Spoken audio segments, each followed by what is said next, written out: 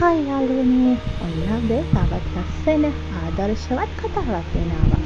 ඒ තමයි පිපාසයෙන් නිවන වතුර.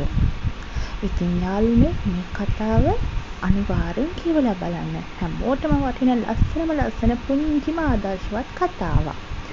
මැටි පිගාන සහ රන්කාසිය. එක්තරා ගුරුවරයෙක් තම සිසුන්ට මැටි පිගානක් සහ රන්කාසියක් පෙන්වා මෙසේ ඇසුවා.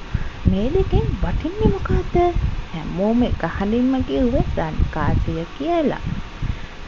ගුරුවරයා පිපාසයෙන් ඉන්න මිනිහෙක් ළඟට ගිහිල්ලා මේ දෙකම ගිහිල්ලා ඇහුවා. ඒ වුණාට ඒ මිනිහයා ඒ රන්කාසිය පැත්තකට දාලා මැටි පිගාන අරගෙන වතුර පුරවාගෙන බීගෙන ඉතින් මගේ යාළුවනේ, දැක්ක නේද?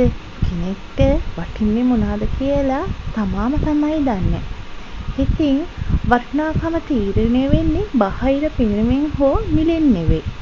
ඒ දේ තමා තවත් කෙනෙකුට කොයි තරම් ප්‍රයෝජනවත් වුණාද කියලා තීරණය කරන්න. ඉතින් ඔය කතාවේ ගන්න පුළුවන් ආදර්ශය තමයි ජීවිතේ රන්කාසි වගේ බැබලෙනවට වඩා තවත් කෙනෙකුගේ පිපාසය නිවන මැටි පිගානක් වැනි නිහතමානී මිනිසෙක් වීමයි වටින්නේ.